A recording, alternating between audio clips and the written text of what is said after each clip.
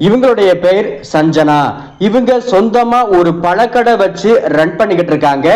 5 வருஷத்துக்கு முன்னாடி தான் இவங்களுக்கு திருமணம் ஆகிடுச்சு. ஒரே ஒரு ஆண் குழந்தை இருக்கிறாங்க. கணவர் ஒரு தனியார் கம்பெனில வேலை பார்த்துக்கிட்டு இருந்திருக்காங்க. கடந்த 2 வருஷத்துக்கு முன்னாடி தான் ஒரு ஆக்சிடென்ட்ல இறந்து போயிடுறாங்க. சஞ்சனாவுக்கு திருமணம் ஆகிறதுக்கு முன்னாடி அப்பா அம்மா வீட்டுல ரொம்ப சந்தோஷமா தான் இருந்தாங்க. ஆனா திருமணம் ஆன உடனே தன்னுடைய கணவர் கூட ரொம்பவே பார்த்தா சந்தோஷமா இருந்துட்டாங்க.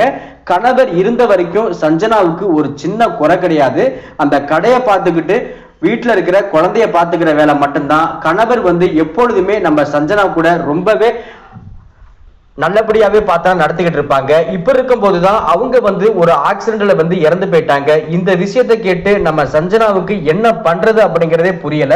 2 பேருமே காதல் திருமணம் பண்ணிக்கிட்டதுனால 2 பேர்த்து வீட்லயுமே நம்ம சஞ்சனாவுக்கு சப்போர்ட் கிடையாது. தனியா இருந்துதான் இப்போதைக்கு அந்த பழக்கடை மூலியமா வருமானத்தை வச்சு சம்பாரிச்சு தன்னுடைய குழந்தைங்களை பார்த்துக்கிட்டு இருக்காங்க. குழந்தையோட படிப்பு செலவுக்கு தேவையானதும் கொஞ்சம் கொஞ்சம் சேர்த்து வச்சுக்கிட்டு இருக்காங்க. அது மட்டும் இல்லாம கணவர் வாங்கி வச்ச அந்த லோன் தொகையும் பார்த்தனா இருக்குது. அதையும் கட்ட முடியாம பக்கத்துல பார்த்தனா கொஞ்சம் கொஞ்சம் கடனையும் வாங்கி வச்சுக்கிட்டு இருந்திருப்பாங்க. இப்ப இருக்கும் போதுதான் தன்னுடைய இறந்து போன கணவருக்கு நல்ல நெருக்கமானவங்க தான் சுந்தரம். அவரு இப்போதைக்கு 2 வருஷமா ஃபாரின்ல எடுத்துக்கிட்டு இருக்காங்க.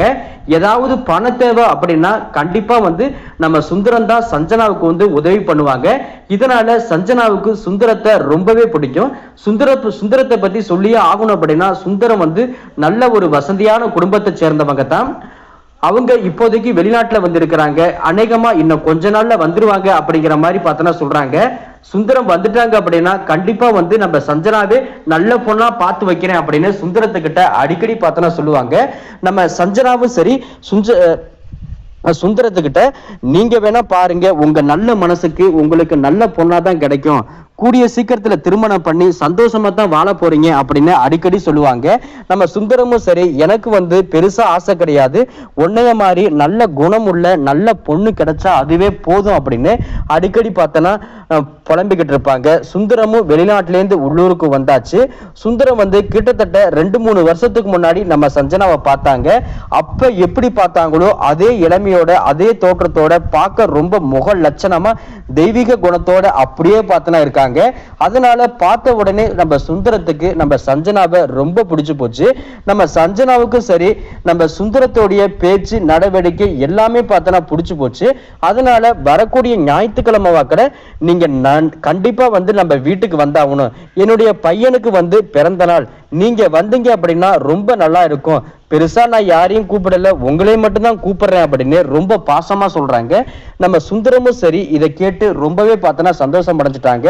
நீட்டா டிப்டாப்பா பார்த்தனா கிளம்பி அந்த குழந்தைங்களுக்கு புது புது ட்ரெஸ், அதுக்கேற்ற மாதிரி நம்ம சஞ்சனாவுக்கும் சரி ஒரு அழகான சேரீ எடுத்துக்கிட்டு நேரா நம்ம சஞ்சனா கிட்ட போறாங்க.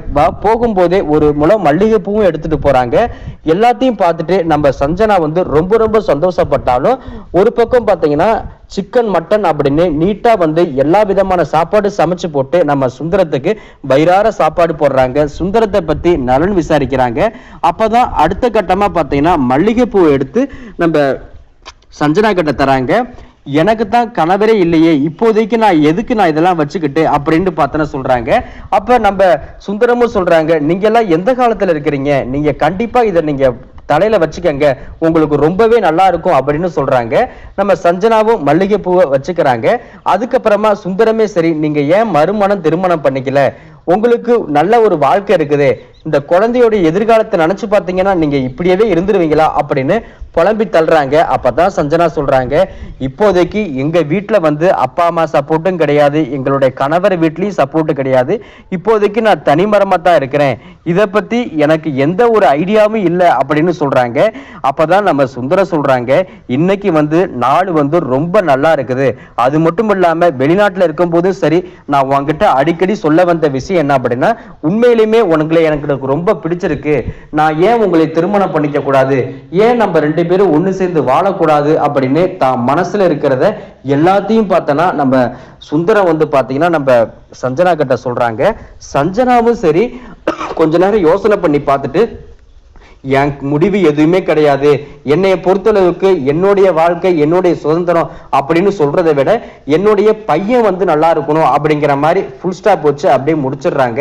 அடுத்த நாள் சுந்தரம் பாத்தீங்கன்னா மறுபடியும் வழக்கம் போல நம்ம சஞ்சனா வீட்டுக்கு போறாங்க. சஞ்சனா வந்து சிரிச்ச முகத்தோட உள்ளார வாங்க அப்படின்னு சொல்றாங்க. உடனே நம்ம சுந்தரமும் சரி, அப்பாடா எப்படியோ பாத்தீங்கன்னா கிரீன் சிக்னல் கொடுத்துட்டாங்க அப்படின்னு ரொம்ப பார்த்தா சந்தோஷப்பட்டு கிடக்குறாங்க. அப்பதான் நம்ம சுந்தரமும் உன் மேல எந்த அளவுக்கு ஆசைப்பட்டிருக்கேன் அப்படிங்கிறது உனக்கு வந்து புரிய கிடையாது. என்னுடைய நண்பன் வந்து இறந்துட்டான், ஆனா என்னுடைய நண்பனுடைய மனைவி இப்படி பார்க்க எனக்கு வந்து பிடிக்கல.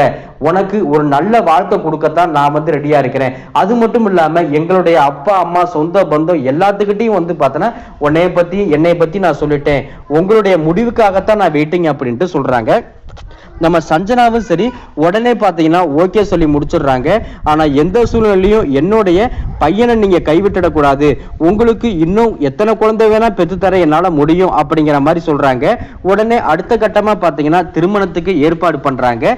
திருமணத்தையும் நீட்டா பார்த்தா தடபடலா முடிச்சிடுறாங்க. திருமணமாகி கொஞ்ச நாளாக பாத்தீங்கன்னா சுந்தரம் பாத்தீங்கன்னா பொதுவாகவே பாத்தீங்கன்னா நம்ம எல்லா ஆண்களும் மனைவி மேல கொஞ்சம் மரியாதை குறையும். ஆனா எந்த குறையும் கொஞ்சம் கூட விட்டு வைக்காம சஞ்சனாவை நல்லபடியா பாத்துக்கிட்டாங்க. முதல் வருஷத்திலேயே ஒரு பெண் குழந்தை, அதுக்கப்புறம் 2 வருஷத்துல பாத்தீங்கன்னா ஒரு ஆண் குழந்தை அப்படின்னு பெத்தெடுக்க வந்து ஆரம்பிச்சிருக்காங்க. தனக்கு பிறந்த குழந்தைய எந்த அளவுக்கு வந்து பாத்துக்கிறாங்களோ அதே மாதிரி நண்பனுக்கும் சஞ்சனாவுக்கும் பிறந்த குழந்தையும் அதே அளவுக்கு பாத்துக்கணும் அப்படிங்கிற அக்கறை பாத்தீங்கன்னா ரொம்பவே நம்ம சுந்தரத்துக்கு இப்போதைக்கு பார்த்தோன்னா இருந்து